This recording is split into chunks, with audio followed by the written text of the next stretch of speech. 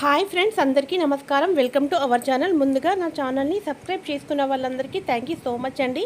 నా వీడియోస్ చూస్తున్న వాళ్ళందరికీ కూడా థ్యాంక్ యూ సో మచ్ అండి. నా వీడియోస్ కనుక నచ్చినట్టయితే లైక్ చేయండి, షేర్ చేయండి, నా ఛానల్ని సబ్స్క్రైబ్ చేసుకోండి.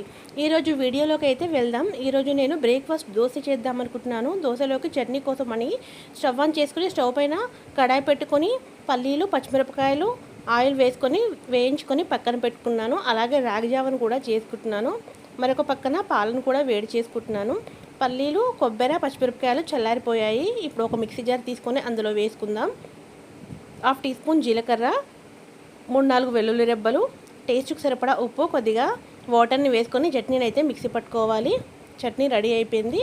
ఇక్కడ రాగి జావ మరగడం స్టార్ట్ అయ్యి ఒక 2-3 నిమిషాలు మరిగిన తర్వాత బెల్లం వేసుకోవాలి. బెల్లం వేసుకొని బెల్లం కరిగిన తర్వాత పాలు వేసుకొని 1 నిమిషం పాటు మరిగించుకుంటే రాగి జావ రెడీ అయిపోతుంది. ఇక్కడ చట్నీలోకి పోపు పెడదామనేసి స్టవ్ పైన కడాయి పెట్టుకొని ఆయిల్ వేసుకొని జీలకర్ర, ఆవాలు, ఎండుమిర్చి, కరివేపాకు, పసుపు వేసుకొని చట్నీలోకి అయితే పోపునైతే పెట్టేసుకున్నాను. చట్నీ కూడా రెడీ అయిపోయింది.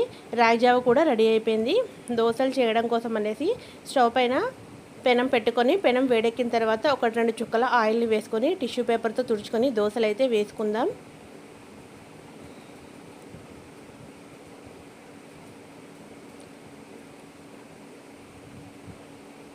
పిల్లలకైతే ప్లెయిన్ దోశలే చేశాను.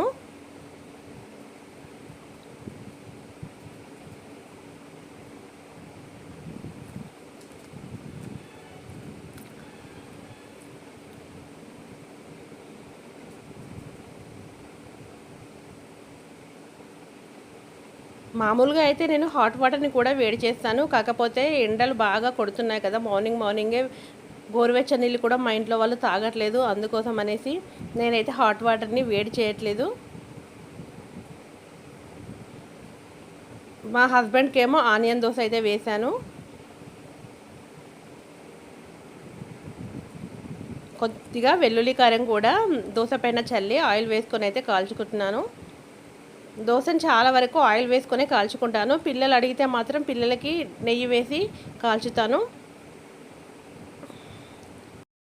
బ్రేక్ఫాస్ట్ చేసిన తర్వాత టీ కూడా పెట్టేసుకుంటున్నాను.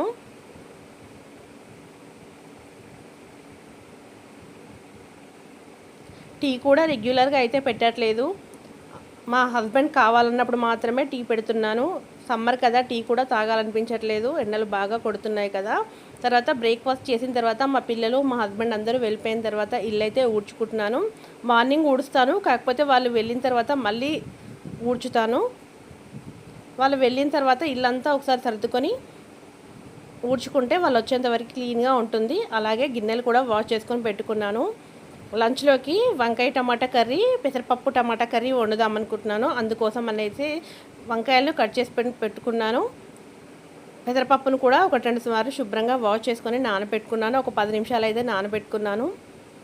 స్టవ్ పైన రైస్ని అయితే పెట్టుకున్నాను. అలాగే పెసరపప్పును కూడా స్టవ్ పైన పెట్టుకున్నాను. వంకాయ కర్రీ చేయడం కోసం అనేసి స్టవ్ ఆన్ చేసుకొని స్టవ్ పైన గిన్నెను పెట్టుకొని ఉల్లిపాయ ముక్కలు, పచ్చిమిరపకాయ ముక్కలు వేసుకొని వేయించుకున్నాను. ఇవన్నీ వేగిన తర్వాత అల్లం వెల్లుల్లి పేస్ట్ వేసుకోవాలి. అల్లం వెల్లుల్లి పేస్ట్ పచ్చివాసన పోయిన తర్వాత పసుపును కూడా వేసుకొని మనం కట్ చేసి పెట్టుకున్న వంకాయ ముక్కలు అయితే వేసుకోవాలి.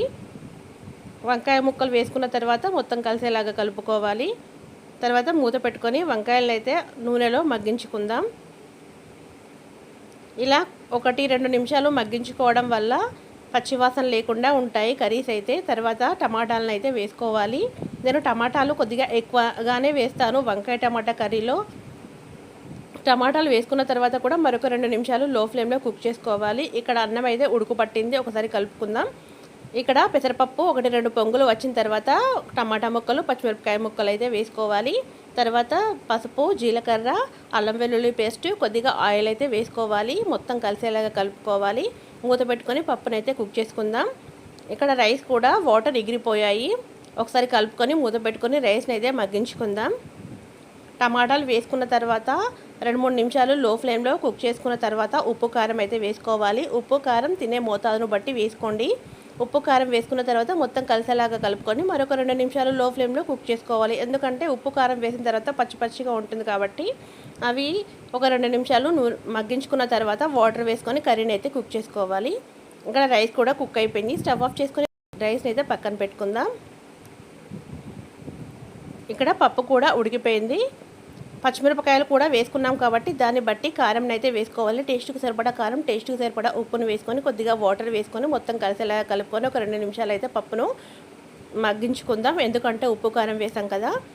వంకాయ కర్రీ దగ్గర పడిపోయింది కదా. చివరిలో గరం మసాలా వేసుకొని కలుపుకుంటే మన వంకాయ టమాటా కర్రీ రెడీ అయిపోతుంది. వంకాయ కర్రీని అయితే స్టవ్ ఆఫ్ చేసుకొని పక్కన పెట్టుకుందాం. ఇక్కడ పప్పు కూడా దగ్గర పడిపోయింది, ఉమ్మగిలిపోయింది. ఉప్పు కారం వేసుకున్న తర్వాత కూడా 2 నిమిషాలు కుక్ చేసుకున్నాం కదా. నేనైతే పప్పు గుత్తితో మ్యాచ్ చేయట్లేదు, ఎలాగే మెత్తగానే ఉడికింది కదా అనేసి. ఇప్పుడు పప్పులోకి అయితే పోపును పెట్టుకుందాం. స్టవ్ ఆన్ చేసుకొని స్టవ్ పైన ఒక చిన్న కడాయి పెట్టుకొని ఆయిల్ వేసుకొని జీలకర్ర, ఆవాలు, ఎండుమిర్చి, కరివేపాకు, పసుపు వేసుకొని కొద్దిగా ఇంగువను కూడా వేసుకుంటున్నాను. ఇప్పుడు రెడీ అయిన పోపును పప్పులో వేసుకుంటే పప్పు కూడా రెడీ అయిపోతుంది. వీడియో ఇంతటితో ఎండ్ చేస్తున్నానండి. నా వీడియోస్ కనుక మీకు నచ్చినట్టయితే లైక్ చేయండి, నా ఛానల్ని సబ్స్క్రైబ్ చేసుకోండి. Thank you so much for watching.